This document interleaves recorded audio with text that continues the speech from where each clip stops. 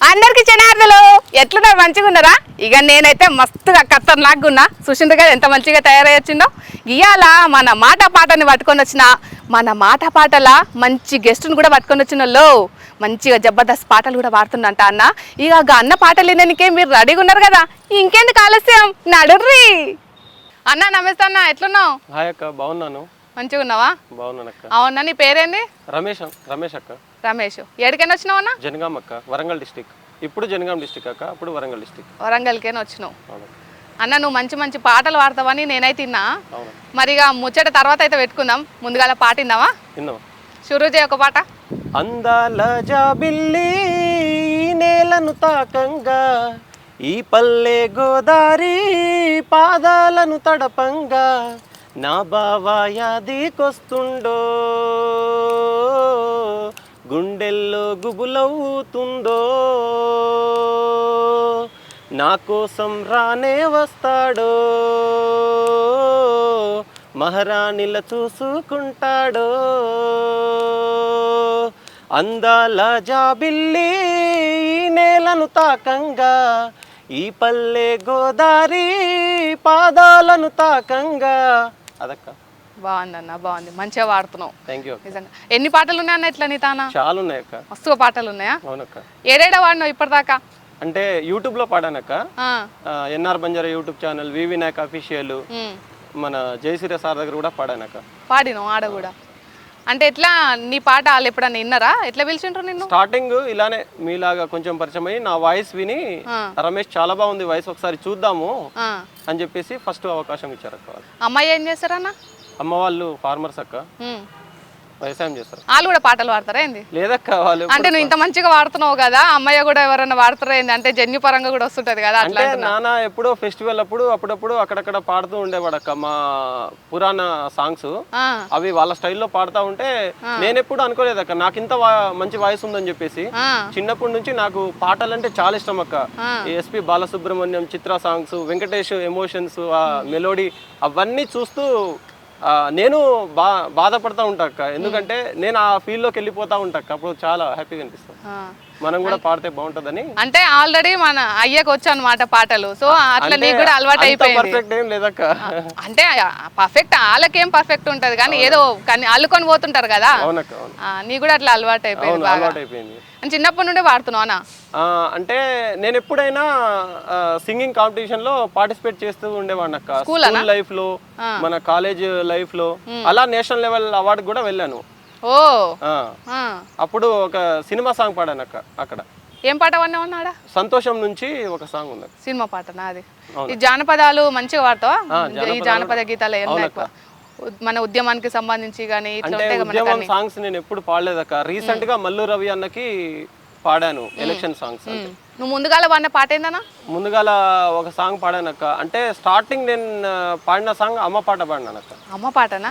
అమ్మ పాట వినకుండా ఎట్లుంటా, ముందుగాల అమ్మ పాట పాడు. సృష్టికే సృష్టిరా అమ్మా, అమ్మ లేకలేదుర ఏ జన్మ, అమ్మ పాలే అమృతమై చిన్న, ఆయువే నీకు పోయునానా, అమ్మ లేక జన్మ నీకు అవనిలోన ఎక్కడుంది, సృష్టికే సృష్టిరా అమ్మా, అమ్మ లేక లేదుర ఏ జన్మ. మంచిగా ఉందన్న. మరి అమ్మ లేని జన్మ ఎడికనే అవుతుంది అంటే అందుకే అక్క ఫస్ట్ అమ్మతోనే స్టార్ట్ చేద్దామని అక్కడ అమ్మ సాంగ్ పాడాను.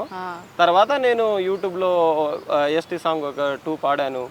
మళ్ళా మన యూట్యూబ్ లో జయం ఫోక్ మ్యూజిక్, మన డీజే శివ వంగూరన్న ఛానల్లో ఒక సాంగ్ పాడాను, మెలోడీ. తర్వాత జయసూర్య అన్న ఛానల్లో ఒకటి పాడాను. ఎన్ఆర్ బంజారా రమణ అన్న ఛానల్లో ఒక పాడాను. వి వినాయక్ అఫీషియల్ వినాయక్ అన్న దగ్గర ఒకటి పాడాను. తర్వాత సినిమాలో కూడా వాడినావు. ఇట్లా నువ్వు పాటలు పాడుతుంటే అమ్మ నాయన ఏమంటారన్నా? యాక్చువల్లీ వాళ్ళకి తెలియదు అక్క నేను ఇలా పాటలు పాడుతున్నానని. అయ్యో. అంటే అమ్మకి జాబ్ చేయడం ఇష్టం. నేను ఎక్కడైనా బాగా చదువుకునేవాడు అక్క. నేను ఎక్కడైనా ఫస్ట్ క్లాసే నాది. స్కోర్ లో చదువులో ఎక్కడ వెనక రాలేదు. కానీ నాకెందుకో చిన్నప్పటి నుంచి ఇదొక పిచ్చి పడి అమ్మకి చెప్పకుండా ఇండస్ట్రీలో ట్రై చేస్తాను. చెప్పకుండా వచ్చేసిన చెప్తే ఓనియరు సినిమాలు పిచ్చి ఏంటరా నీకు అని అంటారా? అట్లా అంటారు అక్క. కానీ ఎవరైనా అట్లే అంటారు అక్క. సినిమాకి మనమే చూపిద్దాం మన టాలెంట్ ఏంటో అని వాళ్ళు సంతోషపడే విధంగా, గర్వపడే విధంగా మనమే చూపిస్తే బాగుంటది అది సాధించి పక్క వాళ్ళకి నా కొడుకు ఇంత బాగా పాడతాడా అని చెప్పేసి వాళ్ళే గర్వంగా ఫీల్ అయ్యేటట్టు మనం చేయాలని చెప్పేసి వాళ్ళ సాటిస్ఫాక్షన్ కోసం ఒక 2 years జాబ్ చేశానక్క. తర్వాత జాబ్ వదిలేశాను. ఇక సినిమా సంగతి ఏందో చూద్దామని చెప్పేసి ఇటు వచ్చేసాను. ఇక జాబ్ వదిలేసి మరి సినిమాలోకి వచ్చేసినావు. అవునక్క. అంటే ఎట్లానా ఈ పాటలతోటే వచ్చినావా లేదంటే ఇంకేమన్నా చేద్దామని వచ్చినావా సినిమాలలో? అంటే సినిమా తీద్దామని వచ్చినాము. సినిమా తీద్దామని వచ్చినావు. ఒక సాంగ్ పాడతాను, లవ్ ఫెయిల్యూర్. పాడు. నా కాలికి మెట్టెల తోడై నీతో 7 అడుగులు నడవాలని, నీతోనే జతగా అవ్వాలని అడిగా ఆ దేవుని. పూసే పువ్వుకు తెలుసే, పూసే పువ్వు బాధ నా ప్రేమల ఉంటాదని, నడిచే నేల బాధ నా తల్లిల మోస్తాదని,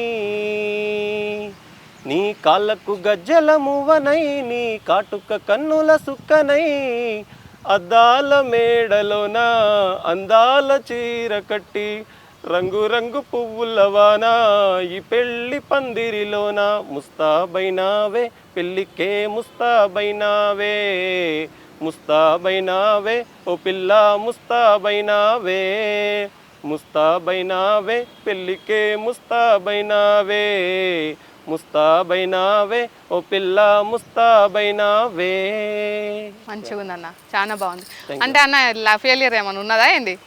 అంటే అది జనరల్ గా ఎమోషన్ అనేది అందరికి ఉంటది అక్క, కానీ నాకు లవ్ ఫెయిల్యూర్ లాంటిది ఏం లేదు. ఎప్పుడైనా ఒక అమ్మాయిని ప్రేమిద్దామని థాట్ వచ్చింది, కానీ మన జీవితం ఆశయం చాలా గొప్పదని వాళ్ళని పక్కన పెట్టేశాను. అంటే ఉండే అక్క, అంటే ఒక మంచి అమ్మాయి, నన్ను అర్థం చేసుకున్న అమ్మాయి రావాలి, ఎవరినో ఒక అమ్మాయిని లవ్ చేయాలనుకున్నా, బట్ ఎందుకులే టైం వేస్ట్ చేసుకోవడం, మన జీవిత ఆశయం చాలా గొప్పది ఉంది, ఆకాశం అంతా ఎత్తుకుంది, దాన్ని సాధిస్తే 100 మంది అమ్మాయిలు మనల్ని లవ్ చేయడానికి వస్తారని చెప్పేసి అట్లా డిసైడ్ అయిపోయినా. ఇక వద్దనుకున్నావు అప్పటికే? అవునక్క. ఎందుకంటే లైఫ్ జర్నీ ఎట్లా స్టార్ట్ అయింది అన్న నీది? అంటే యాక్చువల్లీ నేను 10th కంప్లీట్ చేసి భద్రాచలంలో GMR పాలిటెక్నిక్ వెళ్ళానక్క. అక్కడ వెళ్ళినాక నాకు సినిమా పైన బాగా ఆసక్తి కలిగింది. మనం ఎందుకు స్క్రీన్ లో ఉండొద్దు, మనం కూడా స్క్రీన్ లో ఉంటే బాగుంటది కదా, మనకెందుకు, మనకేమన్నా టాలెంట్ ఉంటే మనం కూడా ప్రూవ్ చేసుకోవచ్చు కదా అని చెప్పేసి ఆ థాట్ నుంచి నేను మా GMR పాలిటెక్నిక్ స్టూడెంట్స్ అందరూ ఫుల్ సపోర్ట్ అక్క. వాళ్ళకు కూడా తెలియదు నేను ఇంత బాగా పాడతానని. అదే నువ్వు ఇంత మంచిగా పాట పాడతాను నీకు ఎప్పుడు అనిపించింది అసలు? అంటే ఆ కాలేజీలో నేను ఒక సాంగ్ పాడానక్క, ఇదే ఈ సాంగ్ సంతోషం నుంచి ఒక సాంగ్ పాడితే, రమేష్ చాలా బాగా పాడుతున్నావు, నిజంగా నీకు మంచి లైఫ్ ఉంటది అని చెప్పేసి వాళ్ళు చెప్పారు.